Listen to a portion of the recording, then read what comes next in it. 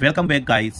Doctor मनोहर रे class 10 का ये पार्ट 4 और इस वीडियो में हम करने वाले हैं क्वेश्चन 10 और 11 का फुल आसान एग्जाम फोकस्ड एक्सप्लेनेशन। तो वीडियो को बिल्कुल भी स्किप मत करना।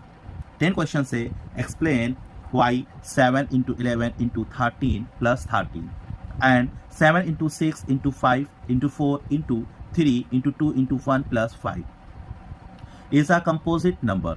व्याख्या कीजिए कि 7 गुणे 11 गुणे 13 प्लस 13 और 7 गुणे 6 गुणे 5 गुणे 4 गुणे 3 गुणे 2 गुणे 1 प्लस 5 एक भाज्य संख्या क्यों है। तो चलिए गाइस शुरू करते हैं। देखिए सबसे पहले समझते हैं कंपोजिट नंबर और प्राइम नंबर। तो दोस्तों कंपोजिट नंबर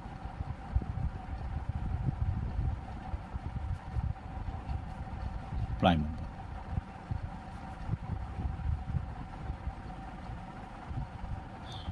यानी कि भाज्य संख्या अभाज्य संख्या।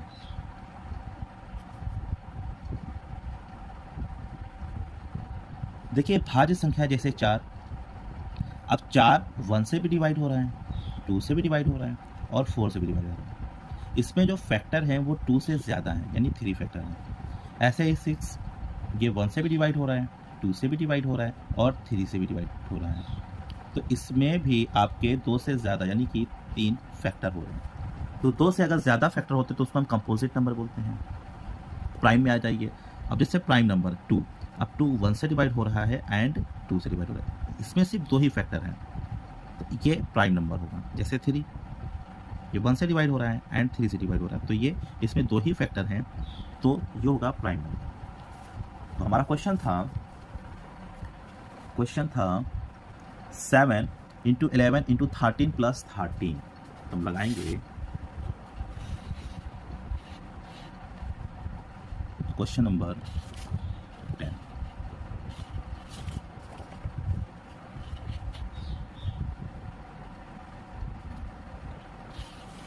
Seven into 11 into 13, 7 into 11 into 13 plus 13। अब इसमें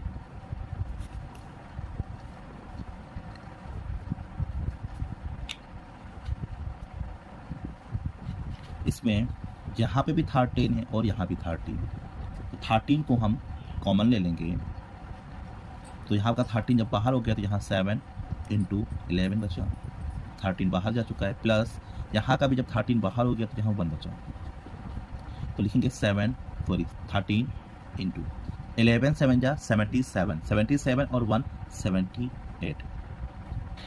अब इसमें जो 78 है वो अदर नंबर से डिवाइड होगा तो हम लिखेंगे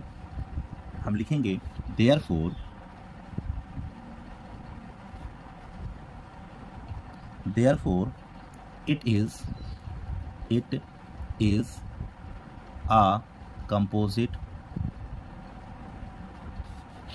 a composite number because if have more than 2 factors।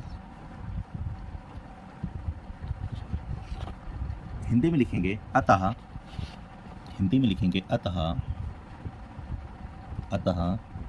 एक भाज्य संख्या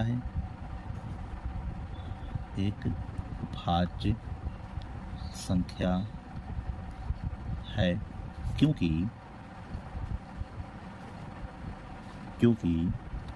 इसके 2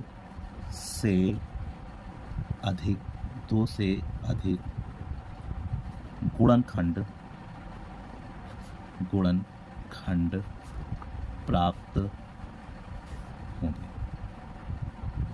ठीक है, अब इसी का दूसरा पार्ट है दोस्तों 7 इंटू 6 इंटू 5। तो लिखेंगे 7 into 6 into 5 into 4 into 3 into 4 into 3 into 2 into 1 plus 5। अब क्या करेंगे, इसमें हमारा यहाँ भी 5 है और यहाँ भी 5, इस 5 को हम कॉमन निकाल लेंगे। 5 को हमने कॉमन निकाल लेते हैं, यहाँ बचा 7 into 6 into 4 into 3 into 2 into 1 plus यहाँ पे भी 1 रहेगा। जो डिजिट कॉमन हो जाती है उसको हम बाहर निकालें, उसके अलावा हम सारी डिजिट्स को लिख देते हैं। अब लिखेंगे 5 इंटू 7 6 42, 7 6 42। 42 को जब हम 4 से मल्टीप्लाई करेंगे तो हो जाएगा 168, और 168 को जब हम 3 से मल्टीप्लाई करेंगे, 3 8 24, ये हो जाएगा 504। जब हम 504 को 2 से मल्टीप्लाई कर लेंगे तो दोस्तों ये हो जाएगा हमारा 1008, और 1008 में जब हम 1 जोड़ देंगे तो ये हो जाएगा हमारा 1009। अब इनको हम मल्टीप्लाई कर लेंगे तो 5 9 45, 0 5 5। अब इसके लास्ट में 5 है तो इसका मतलब ये 5 से डिवाइड होगा, तो ये भी एक कंपोजिट नंबर होगा। तो इसमें भी हम लिख देंगे साथियों, इसमें भी हम लिख देंगे therefore it is a composite number because if have more than 2 factors। Hindi में लिखेंगे अतः एक भाज्य संख्या है क्योंकि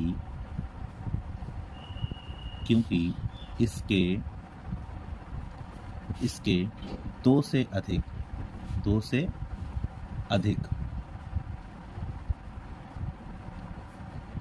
गुणनखंड प्राप्त होंगे। ठीक है साथियों।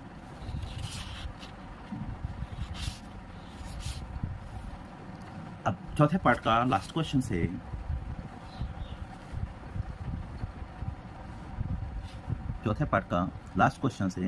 there is a circular path around a sports field. Sonia takes 18 minutes to drive one round of the field, while Ravi takes 12 minutes for the same. Suppose they both start at same point and at the same time and go in the same direction. After how many minutes will they meet again at the starting point? यानी कि किसी खेल के मैदान के चारों ओर एक वृत्ताकार पथ है। इस मैदान का एक चक्कर लगाने में सोनिया को 18 मिनट लगते हैं, जबकि इसी मैदान का एक चक्कर लगाने में रवि को 12 मिनट लगते हैं। मान लीजिए कि वे दोनों एक ही स्थान और एक ही समय पर चलना प्रारंभ करके एक ही दिशा में चलते हैं। कितने समय बाद वे दोनों पुनः प्रारंभिक स्थान पर मिलेंगे? तो साथियों, अब एक सर्कुलर पाथ है, तो इस पूरे वृत्ताकार को सोनिया को जब चक्कर लगाती है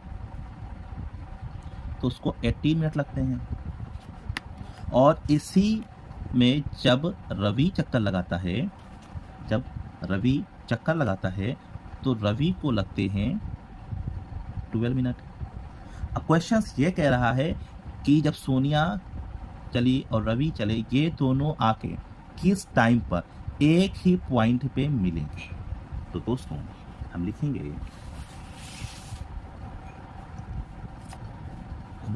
दोस्तों द टाइम टेकन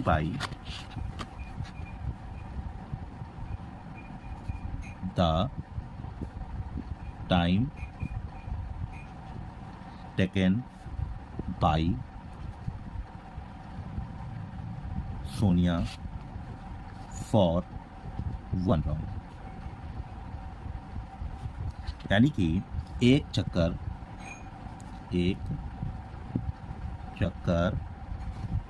में सोनिया को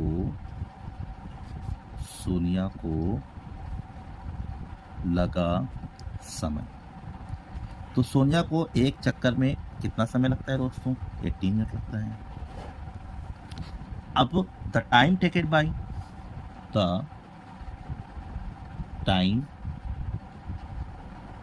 टेकन बाय रवि फॉर 1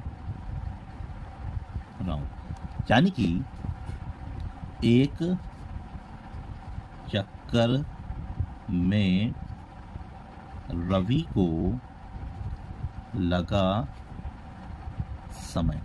अब रवि लगाता है 12 मिनट। अब क्या करेंगे, इन दोनों का हम एलसीएम निकाल लेंगे। क्योंकि जब प्रारंभिक बिंदु 18 और 12 मिनट है तो उसका जो सबसे कम नंबर होता है उसका हम एलसीएम तो लिख लेंगे हम द लीस्ट कॉमन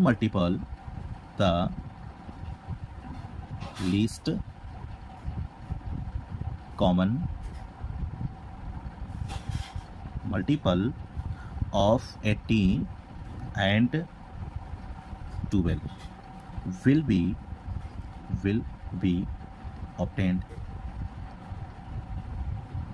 यानी कि प्रारंभिक बिंदु पर 18 यानी कि 18 और 12 के सबसे न्यूनतम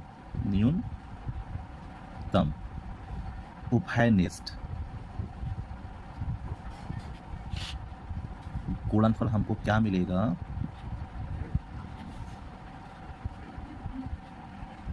तो दोस्तों 18 एंड 12 का हम फैक्टर करेंगे तो 2 9 सा 18, 2 6 सा 12, 9 ऐसे ही रहेगा, 2 3 जा 6, तो 3 से कटेगा 3, 3 सा 9, 3 1 सा 3 और 3 1 सा 3 और 1। इसके बाद इनको मल्टीप्लाई कर लेंगे हम तो 2 2 सा 4, 4 3 सा 12, 12 3 सा 36। तो 18 और 12 का सबसे उभयनिष्ठ गुणनफल यानी कि the least common multiple of 18 and 12 का होगा आपका 36। तो लिखेंगे देयरफॉर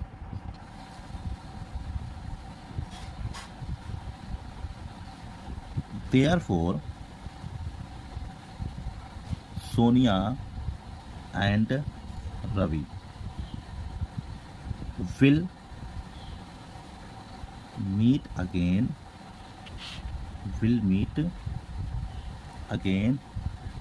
after कितना आया था? 36 आया था, तो आफ्टर 36 मिनट, यानी कि अतः हिंदी में लिख लेंगे अतः सोनिया और रवि पुनः 36 मिनट बाद मिलेंगे। 36 मिनट बाद मिलेंगे, यानी कि एक पूरा सर्कल सोनिया को 18 मिनट लगता है, रवि को 12 मिनट, तो ये कब मिलेंगे? एक ही पॉइंट पे 36 मिनट बाद ये लोग मिलेंगे।